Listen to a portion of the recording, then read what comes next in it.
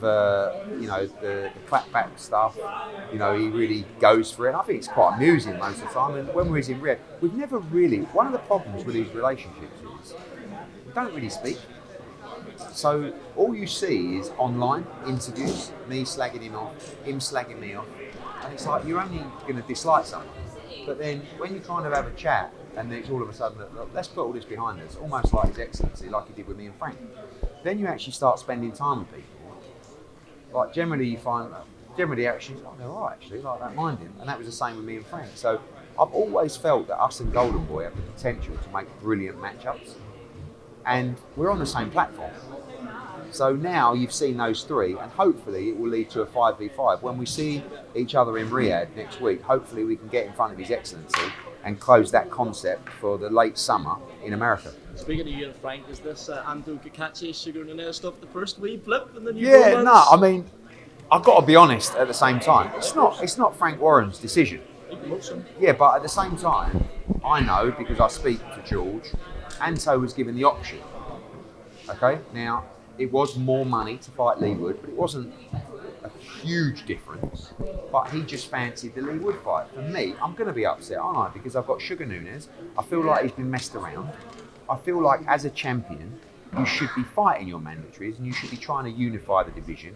And by the way, Sugar Nunez against Anto Cachi is a brilliant fight. And I rate Anto Cachi. I think he's a great fighter. But I just don't agree with the decision. And you can't, as a true boxing fan, try and justify that decision to me. Because if I did that with one of my fighters, you lot, not necessarily, but like fans would be, Eddie, your fighter's a pussy, he's ducked Sugar Nunez. But like when it's one of my fighters, it's almost like, oh, it's okay because it was better money. It's like, for me, I'll say that next time, you lot will go mad. The reality is, you should fight your mandatories, you should fight the real fights. Anto Cachi could have fought Nunez in Belfast in an absolute thriller. And guess what? If he beat him, he would unify in mega fights. Instead, he's fighting LeWood for nothing, no belt. That lifelong dream, he just put it in the bin and went, I don't fancy Sugar Nunez, there's a few more quid there, I'll do that instead. Last one from me, Eddie. Now, what's your interview with Hogan the other day? You said there's no way you can't have Canelo Alvarez in at least the top 5. You're also saying now in his run for the past couple of years isn't that a point-for-point fighter. Is Canelo Alvarez's run, particularly if it ends in Jake Paul, since he lost to Dimitri, all that of a point-for-point fighter, you think? I am biased because I like Canelo Alvarez, and that's just being honest. And I think what he has done in his career, he's proven everything, right? His resume is unbelievable. And if you want to make 100 million to fight Jake Paul, right? Like the thing is about Canelo, he don't tell any lies. He's very transparent, right?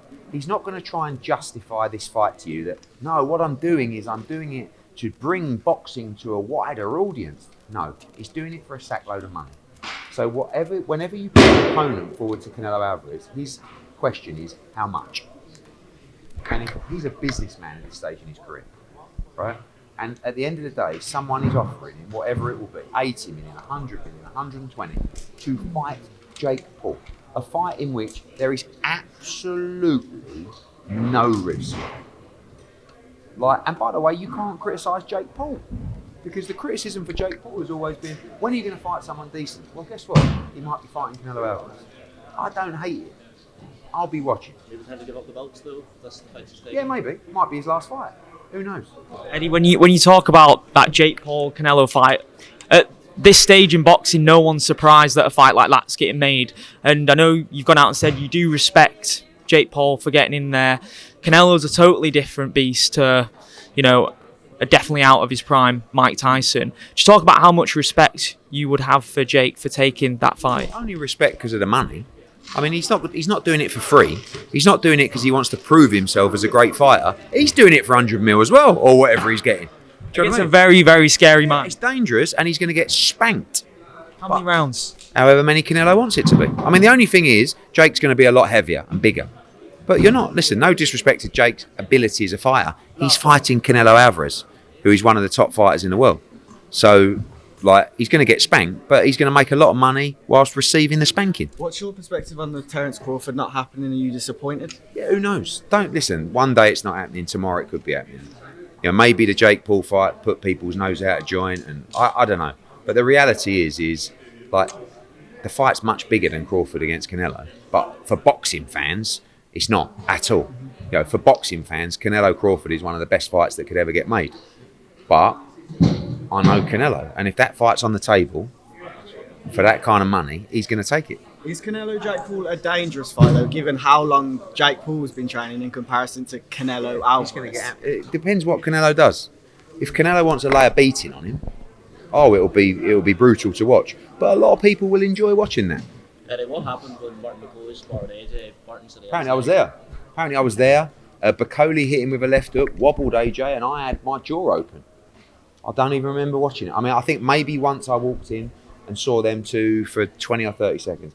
Never seen Bacoli hit AJ with a big shot. I don't think I've ever seen AJ hit. It was literally, like, I don't even know, I can't even remember how long I watched it for when I went in. But by the way, they had tremendous spars. Bacoli's a good fighter.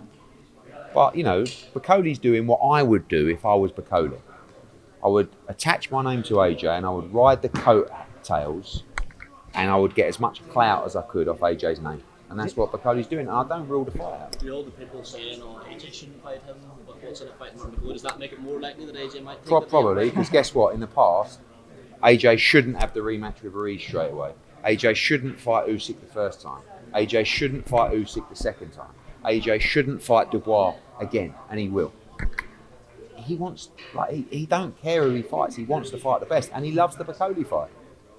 We won't rule it out. Is there any news on Wilder? No, not at all. Someone said he's fighting coming up. I don't know. But if he is, I understand. Like, if Wilder gets a win, we don't rule that out either. AJ will fight anyone. Not a problem. Just a quick one. You was talking about Sergey Lipet's being shot, and I was watching the comments on the Matchroom YouTube channel. Somebody commented that he beat Robbie Davis Jr. He's fighting Pat McCormack. So what does that mean? He got dropped against Robbie Davis Jr. and it was a very, very close fight where Robbie Davis Jr. was flying over the other side of the world to take that fight, and he's fighting Pat McCormack, who's had 7 fights. So, like, by the way, when I say he's shot, it's just not the fighter that he was. I thought Adam Azim looked fantastic. I think Adam Azim is a brilliant fighter. But please, don't ever say, we beat Dalton Smith 100%, we batter him, we stop him, but you've got to let that fight marinate a little bit. Why? Or we'll take that fight, but only if His Excellency pays a lot of money. Do you realise what that fight could do for both fighters? If you truly believe you win that fight, you could become a superstar off the back of that. That could sell out Hillsborough, could sell out the O2. They're going to make an absolute fortune. And we're mandatory. Adam Azim's the IBO champion. He's just been stripped of all his rankings in the governing body, if he had any. He's like 2 years away or more for fighting for a world title. Dalton's got that position. But we'll risk it because we think we win. By the way, it's a very tough fight for Dalton. And it's a very tough fight for Adam Azim. But ain't it a great fight? I mean, like, you lot, you make me laugh because it's like, you're trying to justify why that fight shouldn't happen. You shouldn't be doing that. You should be saying to these guys, we love that. Like, can't we do that next? You know, from speaking to both camps, they want to get paid millions rather than thousands. But you got to invest in yourself to make the millions. You can't just fight Sergey Lipinets or Waza for the European title and think you're going to step up and make 7 figures. That fight, if that does the gate it does, they're going to make a fortune, more money than they've ever experienced before. But you've got to be willing to take those kind of fights to take you to the next level.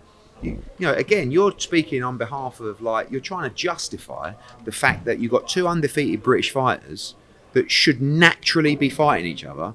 And it's like, yeah, but they should be getting millions and millions for that. Why not have that fight for a load of money, and then your next one, you're going to be a mega star and bring world champions to your backyard if you truly believe you're going to win the fight. So I don't mind. I wouldn't mind Shane McGuigan and those guys coming out and going, that's a very dangerous fight.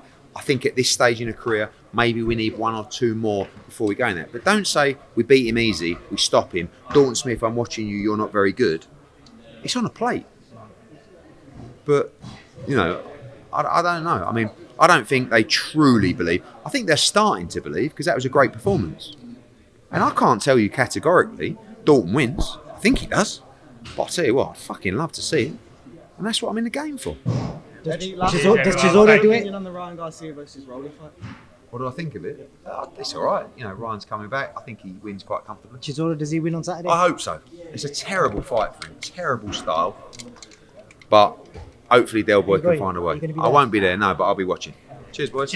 Thank you so much for watching this video, and make sure to subscribe for more videos of your favorite fighters over here on Fight Up TV, and give us a follow online as well at Fight Up TV on Twitter and on Instagram. We appreciate it, guys.